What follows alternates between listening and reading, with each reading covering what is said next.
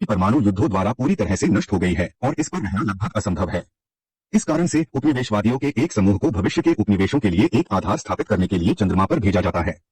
दुर्भाग्य से उपनिवेशीकरण एक विफलता है, इसलिए इसके बजाय वे चंद्रमा से अधिक संसाधन प्राप्त करने के लिए दिमाग खोलते हैं। खनिकों को 20 साल तक काम करना पड़ता है, फिर उन्हें ओमेगा नामक ग्रह पर उड़ान भरने की अनुमति दी जाती है, जहां मानवता वर्तमान में संपन्न है। यात्रा में 75 साल लगते हैं, इसलिए यात्रियों को क्रायोस्लीप में रखा जाना चाहिए। 50 साल बीत चुके हैं जब मानवता चांद पर पहुंचती है, जिससे कई बच्चों का जन्म होता है जो खदानों के अंदर रहकर बोर हो चुके हैं, जबकि एक दिनचर्या में फंस जाते हैं। अब यह 2257 है और एक अजीब वस्तु के बारे में कई अफवाहें चल रही हैं जो चंद्रमा से टकरा गई और एक गड्ढा छोड़ दिया, लेकिन किसी को भी इसके पास जाने की अनुमति नहीं है। एक दिन बच्चों का एक समूह खदानों से बचने के लिए एक रोवर चोरी करने की कोशिश करने के लिए हैंगर के पास आ रहा है। जब भी वे किसी वयस्क को गुजरते हुए देखते हैं तो वे फर्नीचर के पीछे छिप जाते हैं, लेकिन फिर वे जल्दी से बाहर आते हैं और आगे बढ़ने के बारे में बहस करते रहते हैं। डायलन इसे सक्रिय करने के लिए रोवर में कुछ छूता है, लेकिन इसके बजाय वह गलती से अलार्म सेट कर देता है। जबकि हर कोई बहस करता है, कालेब अपने हाथों में एक छोटे कैप्सूल को देखता है और सोचता है कि वे यहाँ कैसे पहुंचे। यह पता चला है कि कालेब के पिता का निधन हो गया और चूंकि उनके पास कोई परिवार नहीं बचा है क्योंकि उनकी मां की मृत्यु 7 साल पहले हुई थी, इसलिए उन्हें ओमेगा में भेजा जाएगा जहां उन्हें क्रायोस्लीप की बदौलत एक नए परिवार द्वारा गोद लिया जाएगा। वह आने पर भी बच्चा होगा। कालेब छोड़ना नहीं चाहता क्योंकि उसके सभी दोस्त यहाँ हैं, लेकिन उसकी शिकायतों को नजरअंदाज कर दिया जाता है और उसे सूचित किया जाता है कि वह आने वाली उल्का बौछार खत्म होने के बाद 3 दिनों में छोड़ देगा। इससे कालेब को वह समय याद आता है जब उसके पिता माइकल उसे सिखाते थे कि बेस के चारों ओर बहुत ऊंची सीढ़ी से डरो मत।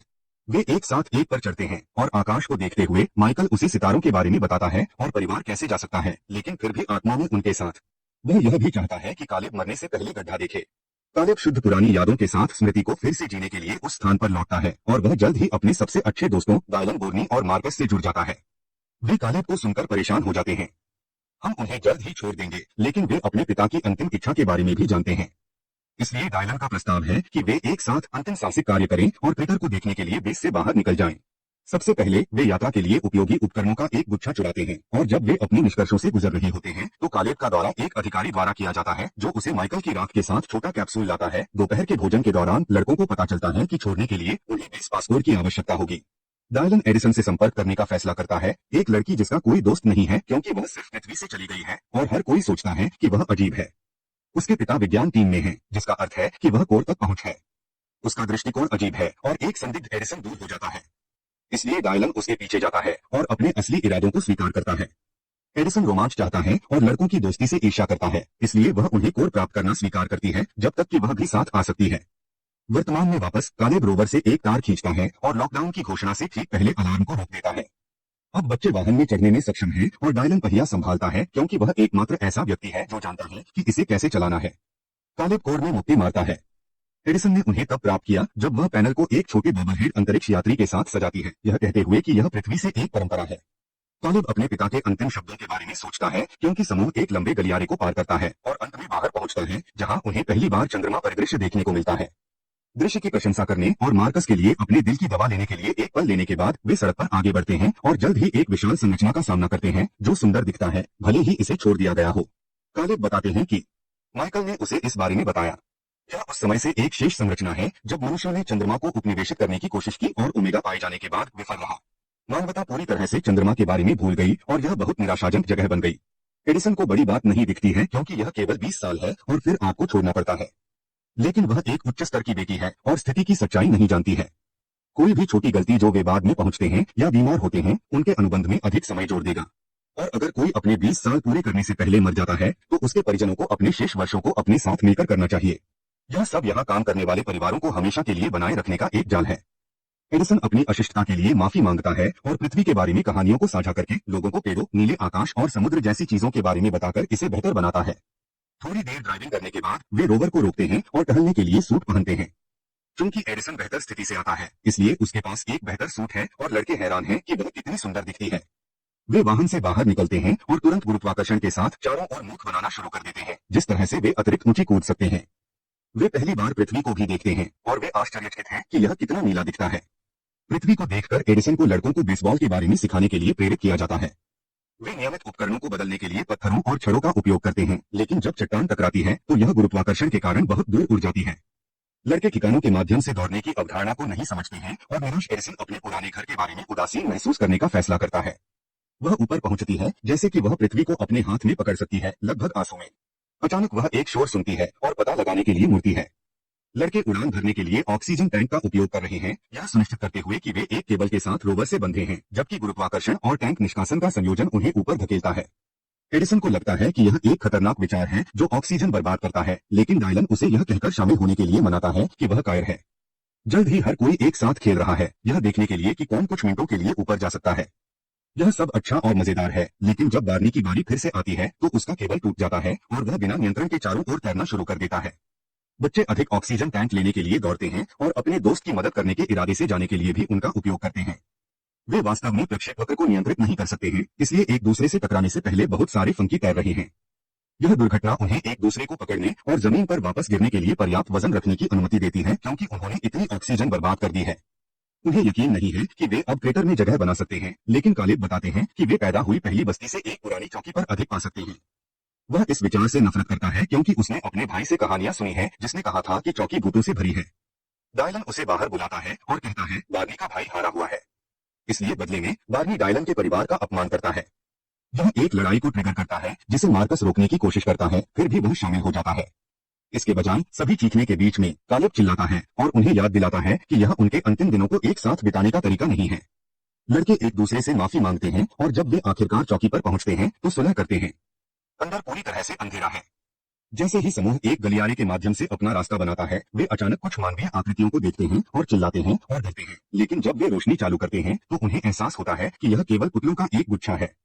एडिसन नोटिस करता है यह एक चौकी नहीं है, यह एक ऐसा घर है जिसे चंद्रमा के उपनिवेशीकरण के लिए वे क्या बनाएंगे इसके नमूने के रूप में काम करना था।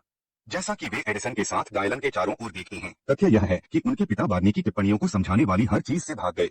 कालिब एक पुतले को देखता है और अपने पिता के बारे में सोचने से खुद को रोक नहीं पाता है जब वह अपनी माँ के बारे में कहानियां साझा करेगा। आखिरकार बच्चों को भंडारण में ऑक्सीजन टैंक और भोजन का एक गुच्छा मिलता है, इसलिए वे वहां रात बिताने का फैसला करते हैं। दावत करने के बाद वे आग शुरू करते हैं और एडिसन उन्हें पृथ्वी के बारे में अधिक कहानियां बताता है, जैसे कि सभी संस्कृतियां और विश्वास प्रणालियां खो गई थीं। वह यह भी स्वीकार करती है कि उसके माता पिता का तलाक हो गया था। उसकी मां ने अपने भाई के साथ ओमेगा को छोड़ दिया, इसलिए वे 75 वर्षों तक क्रायोस्लीप में रहेंगे और एडिसन अब अपने भाई से बात नहीं कर सकता है। अचानक संगीत बजने लगता है जब बारी एक रहस्यमय बटन दबाता है और उन्हें पता चलता है कि घर एक मुख्य कंप्यूटर द्वारा नियंत्रित है। कालिब को एहसास दिलाना कि यह कितना अनुचित है। कला जैसी कई अच्छी चीजें छोड़ दी गईं, उग्र थीं, सिस्टम के लिए नफरत थी, उनके मूड पर कब्जा कर लेती हैं और अब बच्चे घर को नष्ट करना शुरू करने का फैसला करते हैं। ऐसा कुछ भी नहीं है जिसे वे अछूता छोड़ देते हैं। मुख्य कंप्यूटर को छोड़कर हर वस्तु को तोड़ दिया जाता है। वे तकिए की लड़ाई के लिए बिस्तर पर कूद जाते हैं और वे बिना किसी देखभाल के घर के हर कमरे में भागते हैं। बाद में जब अधिकांश लड़के सो रहे होते हैं तो एडिसन अभी भी ऊपर है और कालिब उसके साथ शामिल हो जाता है। वह साझा करता है कि डायलन उसका सबसे महत्वपूर्ण दोस्त है क्योंकि उसने अपना भोजन साझा किया जब कालिब के पास कोई नहीं था। वह इस बात को लेकर भी चिंतित है कि उसके जाने के बाद डायलन के साथ क्या हो सकता है। कालिब एडिसन से वादा करता है कि वह डायलन का दोस्त होगा और उसका समर्थन करेगा। सुबह कालिब के जाने के बाद बच्चे रोवर पर वापस आते हैं, लेकिन ड्राइविंग के कुछ घंटों के बाद वाहन की बैटरी खत्म हो जाती है, जबकि लड़के बहस करते हैं कि क्या करना है। एडिसन एक संकट संकेत भेजते हैं जो बताता है कि लॉकडाउन के कारण बचाव दल के आने तक उनके पास कुछ घंटे हैं। यह उनके लिए पैदल क्रेटर में जाने और बचाए जाने के लिए लौटने के लिए पर्याप्त समय है। बाद में बच्चे फिर से सूट पहनते हैं और कुछ समय तक चलते हैं जब तक कि वे अंतः क्रेटर तक नहीं पहुंच जाते जो विशाल है। कालिब माइकल के बारे में सोचता है और तथ्य यह है कि उसके पिता ने उसे वादा किया था कि वह एक दिन क्रेटर का दौरा करेगा, इसलिए वह उम्मीद करता है कि जब वे अंदर देखते हैं तो उसे गर्व होगा। वे अजीब स्तंभों से घिरी एक चमकती संरचना को देखकर चौंक जाते हैं। इन स्तंभों में से एक में एक वाक्यांश है जो कहता है कि अतीत कभी दूर नहीं है। फर्श पर एक दरवाजा भी है जो अचानक खुलता है और बच्चे सांस लेने योग्य हवा के साथ एक गलियारे में सीढ़ियों को ले जाते हैं। आखिरकार उन्हें एक काले घेरे के बीच में केवल एक नकली पेड़ के साथ एक कमरा मिलता है और पीछे छोड़े गए आसमान के बारे में बात करने वाला एक वाक्यांश। एडिसन इस प्रकार के कमरे को पहचानता है और दीवारों पर पागलों की तरह दबाना शुरू कर देता है जब तक कि एक पैनल एक बटन प्रकट नहीं करता है। जब वह इसे धक्का देती है तो एक सफेद रोशनी कमरे को घेर लेती है और उन्हें अचानक पृथ्वी पर ले जाया जाता है। लड़कों को अपने जीवन में पहली बार यह देखने को मिलता है कि प्रकृति कैसी है और आकाश कितना नीला है, और चीजों को छूने से पता चलता है कि यह केवल एक होलोग्राम है, लेकिन वे अभी भी इसे एक उत्कृष्ट अनुभव मानते हैं। अचानक कालिब को फर्श पर एक सितारा मिलता है और होलोग्राम समाप्त हो जाता है क्योंकि वह पैनल को हटा देता है जिसके नीचे वह अपनी मां की राख और अपने माता पिता की एक तस्वीर पाता है। अंत में समझे कि माइकल क्या चाहता था। कालिब अपने लिए तस्वीर लेता है और माइकल की राख को अपनी पत्नी के साथ छोड़ देता है। कालिब अब वास्तव में परेशान है क्योंकि वह अभी भी चंद्रमा नहीं छोड़ना चाहता है क्योंकि यह उसका सच्चा घर है। हालांकि डायलन बताते हैं कि हर किसी का सपना इस कचरे के छेद को छोड़ना और ओमेगा में एक अच्छा जीवन रखना है, इसलिए कालेब को इसे बर्बाद नहीं करना चाहिए। उसके पिता भी निश्चित रूप से उसे नहीं चाहते थे। अचानक मार्कस गिर जाता है क्योंकि वह बीमार महसूस कर रहा है। यह पता चला है कि बाहर रहने से उसका रक्तचाप कम हो जाता है। समूह उसे इमारत छोड़ने में मदद करता है ताकि वे अपनी दवा ला सकें, लेकिन जब वे इसे बाहर बनाते हैं तो उन्हें पता चलता है कि उल्का बौछार आखिरकार शुरू हो गई है।